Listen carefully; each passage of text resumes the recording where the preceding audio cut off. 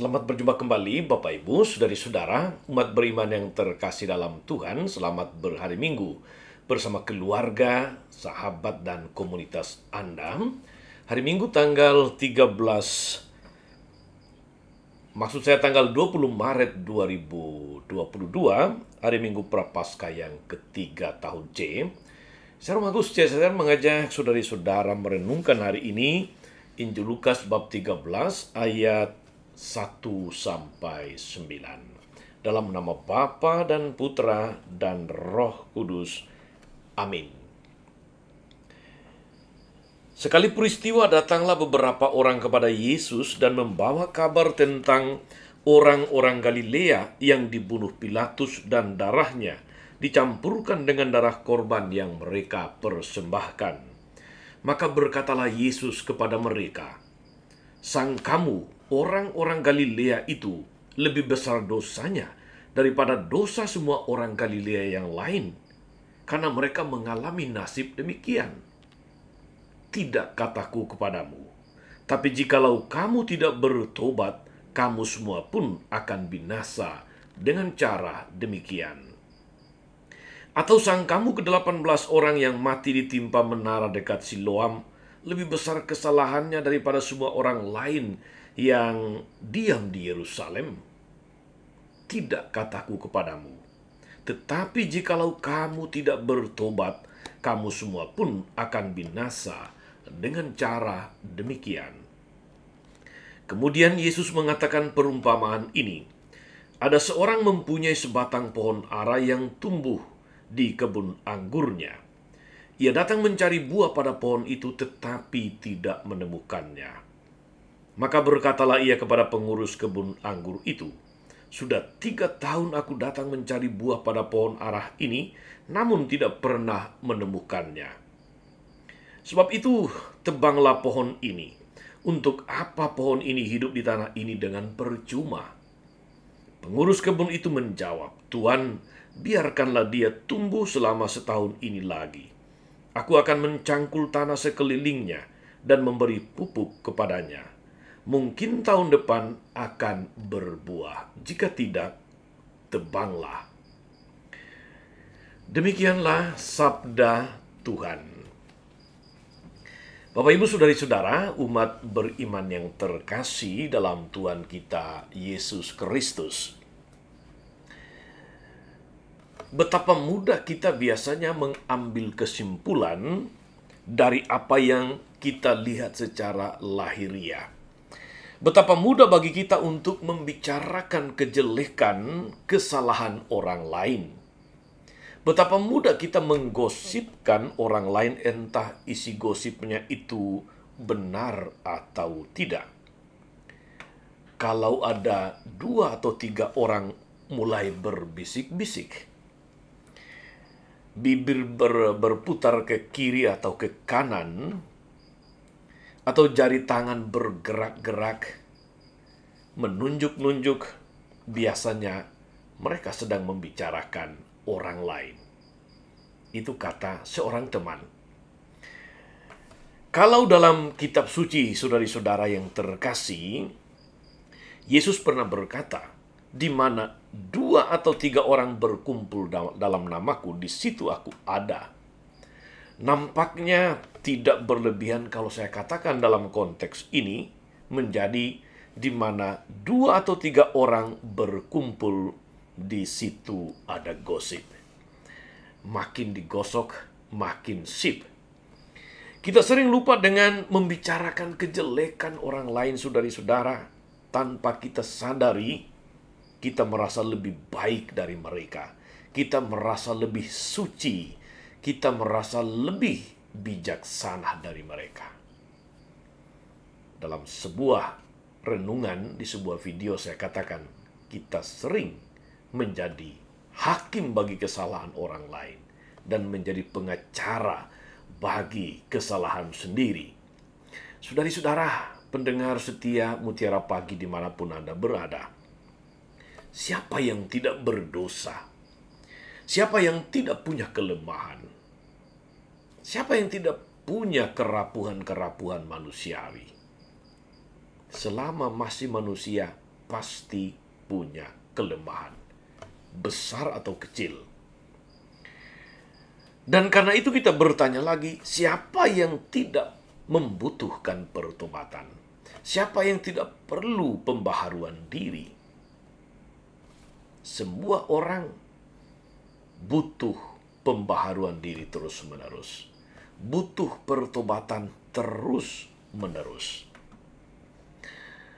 Saudara-saudara, ketika beberapa orang datang kepada Yesus dalam perikop Injil yang kita dengar tadi dan membawa kabar tentang orang-orang Galilea, mereka mengira bahwa mereka lebih suci, mereka lebih baik, dan ternyata Yesus menegur mereka, "Sangkamu orang Galilea itu lebih besar dosanya? Tidak. Bila orang tidak bertobat dari dosanya sendiri, mereka juga akan mengalami nasib yang sama." Demikian penegasan Yesus. Jika kamu tidak bertobat, maka kamu pun akan mengalami nasib yang sama. Sebuah penegasan, dan 2 kali Tuhan Yesus mengucapkan kalimat yang sama tadi sebagai tanda awas untuk kita, saudari-saudara. Hari ini Yesus menegaskan tobat itu dengan sebuah pernyataan yang mendorong untuk refleksi, untuk berintrospeksi. Jika kamu tidak bertobat, kamu semua akan binasa dengan cara demikian.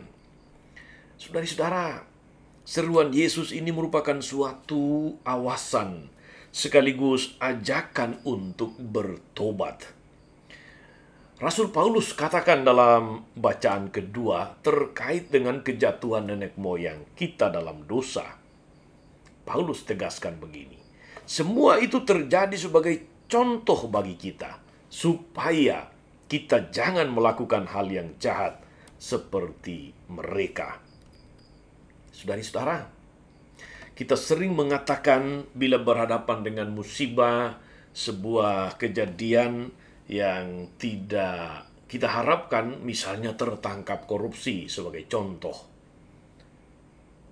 kita sering mengatakan kita ambil hikmahnya saja.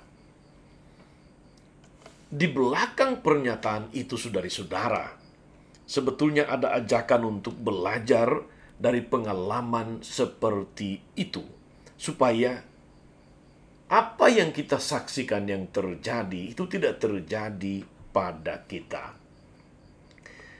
Hari-hari ini, saudari-saudara, viral di media sosial dalam pemberitaan mengenai afiliator-afiliator yang ditangkap oleh polisi karena bisnis trading tipu-tipu yang merugikan banyak orang, dan mereka menjadi kaya dengan mendadak, menjadi sultan baru, menjadi crazy rich.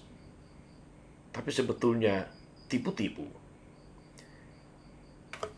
Kita ambil hikmahnya supaya kita jangan menjadi orang-orang yang menempuh cara-cara yang tidak baik, cara-cara yang tidak halal untuk merugikan orang lain. Itu hikmahnya. Tapi memang seringkali, saudari-saudara, orang ingin senantiasa tertarik untuk mendapatkan sesuatu, mau sukses dengan cara instan, dan karena itu lalu menempuh cara-cara yang tidak halal. Maka saudari-saudara, masa Prapaskah mengajak kita untuk bertobat. Kita diajak untuk mawas diri, kita diajak untuk membaharui hidup, pikiran, kata-kata, tindakan kita, dan mindset, pola pikir kita. Inilah masa yang diberikan Tuhan kepada kita, saudari-saudara, untuk menghasilkan buah-buah pertobatan yang nyata, sebagaimana diharapkan dalam Injil. Sebab pohon yang tidak berbuah akan ditebang lalu dibakar. Demikian cuplikan Injil Lukas tadi disampaikan kepada kita. Maka selain berkatekese entah online, entah offline, saudara-saudara, pada masa Prapaskah ini, mari kita juga senantiasa menyelipkan dalam doa-doa pribadi kita. Tuhan, berilah pertobatan dalam diriku. Tuhan, tobatkanlah aku. Tuhan, aku mau bertobat dengan tulus hati. Saudara-saudara, bahan-bahan APP, aksi puasa pembangunan, yang seringkali sudah dibagikan tiap-tiap tahun, seringkali direnungkan, entah sebagai keluarga atau sebagai sebuah kelompok, entah basis lingkungan dan sebagainya, merupakan uraian dari tema-tema yang mengajak kita untuk bertobat, sekaligus menghasilkan buah-buah pertobatan itu dalam hidup bersama. Semoga membantu kita untuk menghasilkan buah pertobatan. Maka saudari-saudara, mari kita ambil hikmahnya supaya tobat kita itu berbuah. Kita belajar dari pengalaman masa lalu untuk menjalani hidup ke depan ini dengan lebih baik lagi. Sebab jika kamu tidak bertobat, kamu pun akan binasa dengan cara demikian. Tuhan Yesus memberkati. Maria Bunda selalu menolong, setia mendoakan kita semua. Amin. Allah Bapa yang penuh kasih, kami bersyukur atas besarnya kasih setiamu kepada kami. Kami bersyukur pula karena melalui sabdamu tiap-tiap hari Engkau menuntun kami untuk selalu berjalan di jalan yang benar. Hari ini Engkau memberi kami pedoman, sebuah tanda awas, agar kami menjalani hidup ini terus-menerus dengan usaha pembaharuan diri, usaha tobat yang menghasilkan buah, agar kami tidak binasa seperti nenek moyang kami. Terpujilah Engkau Tuhan sepanjang segala masa. Amin. Saudari-saudara sekalian, berkat Allah turun atas saudari-saudara, atas mereka yang kita doakan atau kita janjikan doa, mereka yang sakit dan menderita, segala rencana, karya dan pelayanan hari ini, Bapa dan Putra dan Roh Kudus. Amin. Jangan lupa like, subscribe, nyalakan lonceng notifikasinya. Salam 52, Tuhan memberkati.